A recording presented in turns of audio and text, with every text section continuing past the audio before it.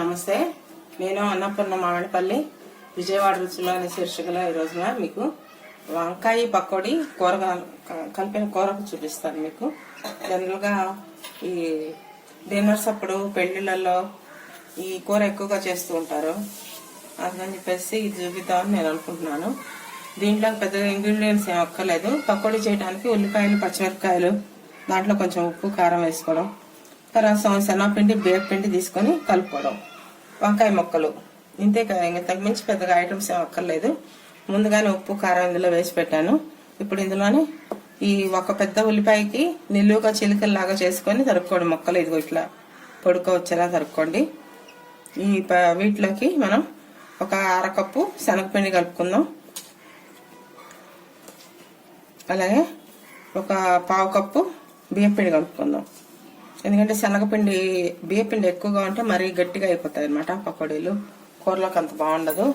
అందుకని అది అరకప్పు శనగపిండి అయితే ఒక పావు కప్పు బియ్యపిండి వేసుకుంటే మనకి పకోడీలకి సరిపోతుంది. ఇలా బాగా కొంచెం ఈ పిండికి ముక్కలు పట్టేలాగా చేసేసుకొని తర్వాత కొంచెం వాటర్ వేసుకొని మనం పకోడీల పిండి కలుపుకుందాం. సాధారణంగా పకోడీల పిండి అందరికి తెలిసిన విషయంగానే ఉంటుంది. అందరం ఈవినింగ్ స్నాక్స్ కింద చాలా మటుకు చేస్తుంటాం కదా.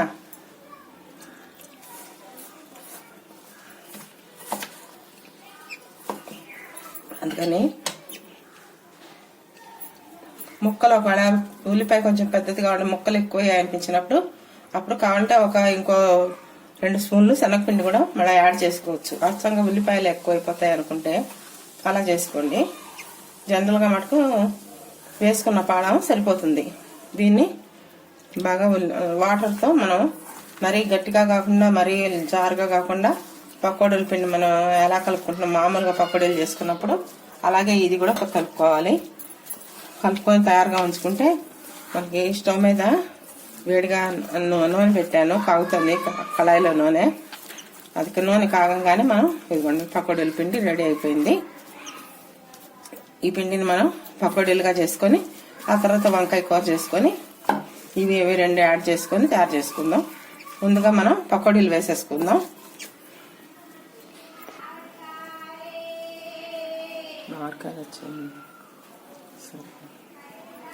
ఇదిగోండి వాటర్ వేసిన నూనె కాగింది, బాండీలో వేసిన నూనె, పకోడీలు వేసుకుందాం. ఇప్పుడు మనం ఇలా విడివిడిగా ఉండేలాగా వేసుకోండి, ముద్దలు ముద్దలుగా వేసుకోకండి. బాగా పచ్చిగా ఉండిపోతుంది పిండి. ఇలా వేసుకుంటే చక్కగా వేగుతాయి అన్నమాట. కూరలో కూడా మన అన్నంలో కలుపుకొని తిన్నప్పుడు కూడా బాగుంటుంది.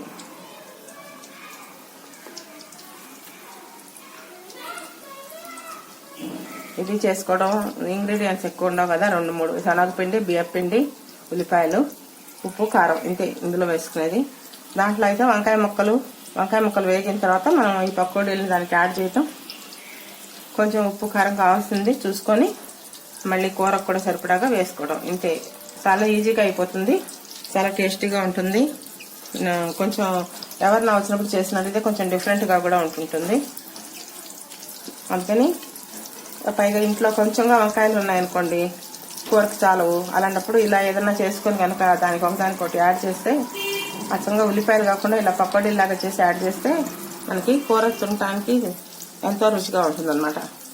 అందుకని ఎవరన్నా గెస్టులు వచ్చినప్పుడు కానీ ఇంట్లో వంకాయలు పొత్తిగా లేనప్పుడు కానీ ఇలాంటివి ఏవోటి చేసేసి ఇంట్లో ఉండే గృహిణి ఇలాంటి చిట్కాలు ఉపయోగించేసి ఉన్నటువంటి పరిస్థితిని చక్కబెట్టుకోవచ్చు అనమాట. అందరు కూడా ఇది ఏంటి ఇలా చేశారని ఆశ్చర్యంలో మునిగిపోతారు, తింటారు, సరిపోతుంది. అందుకని కూరలు తక్కువగా ఉన్నాయని ఎవరు కూడా టెన్షన్ పడక్కర్లేదు. ఒకదానికొకటి యాడ్ చేసుకొని మనం వివిధ రకాల కూరలు తయారు చేసుకోవచ్చు. ఏ చేసినా కూడా ఎలా చేసినా కూడా బాగుండేలా మటుకు చేసుకోండి. ఇదిగోండి పకోడీలు వేగాయి. ఈ పకోడీలన్నీ శుభ్రంగా ఒక బౌల్లోకి తీసుకున్నాము. తర్వాత పక్కనే వేరే ఇంకొక కళాయి పెట్టి స్టవ్ మీద మనం వేగించాలనుకున్న వంకాయ ముక్కలు వేసాను. ఆ వంకాయ ముక్కలు వేగిన తర్వాత అందులోకి ఈ పకోడీ కలిపి కూర తయారు చేసుకున్నాం. ఇప్పుడు వంకాయలు వేగుతున్నాయి కదా, దాంట్లోకి మనం కొంచెంగా ఉప్పు వేసుకున్నాం. దానికి సరిపడాగా ఉప్పు వేసుకున్నాం. ఎందుకంటే పకోడీల్లో దానికి సరిపడాగానే ఉప్పు వచ్చింది కానీ వంకాయలకు ఉప్పు రాలేదు. వంకాయలకు ఉప్పు వేస్తే కొంచెం తొందరగా వేగిపోతాయి అన్నమాట. అందుకని దీన్ని కూడా కొద్దిగా ఉప్పు వేస్తున్నాను. వేగిన తర్వాత మీకు మళ్ళీ నేను చూపిస్తాను. కళాయిలో నూనె పోయటం, వంకాయ ముక్కలు వేసుకోవడం, కొంచెం ఉప్పు చల్లుకోవడం, తర్వాత అవి బాగా వేగేలాగా వేసుకోవడం అనమాట. ప్రొసీజర్ మొత్తం ఇంతే.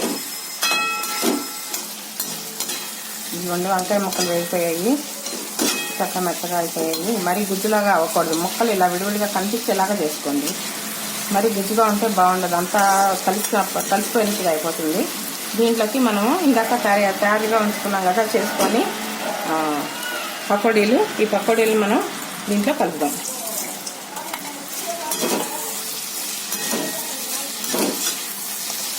పకోడీలతో కలిపి కొంచెం ఒక 2 నిమిషాలు వేడి చేస్తే దీంట్లోకి కొద్దిగా కారం వేసుకున్నాం. ఎందుకంటే వంకాయకి కారం తగలేదు కదా, మనం పకోడీల్లో కారం వేసుకున్నాం. ఇందాక వంకాయ ముక్కలకు ఉప్పు వేసుకున్నాం కనుక కొద్దిగా కారం చల్లుకుంటే మనకి మొత్తం మీద సరిపోతుంది.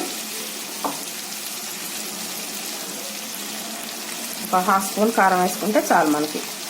మరీ ఎక్కువ వేసుకున్నా కూడా మంటగా ఉంటుంది కూర. రుచిగా కంటే కూడా ఒక కారం ఎక్కువగా ఉంటే తినలేము అన్నమాట మనం. అందుకని ఇదిగోండి మొత్తం వేగిపోయింది చూసారా. కొంచెం పకోడీలు కొంచెం తగ్గినట్టు అనిపించాయి. మనం కావాల్సింది చూసి వేసుకోవచ్చు. ఈ పకోడీలు చేస్తున్నాం కదా అని అన్నీ వేసుకోక్కర్లేదు. మొత్తంగా కూడా మనకి వంకాయ ముక్కలు కూడా కనిపించాలి. పకోడీలు డామినేట్ చేసుకుంటే అసలు ఇందులో ఏముందనేది మనకు అర్థం కాదనమాట.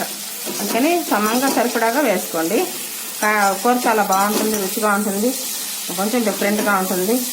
పిల్లలు కూడా చాలా ఇష్టపడతారు. అమ్మాయి వాళ్ళు ఏదో వెరైటీగా కూర చేసింది అనుకొని వాళ్ళు కూడా ఇష్టంగా తింటారు అనమాట.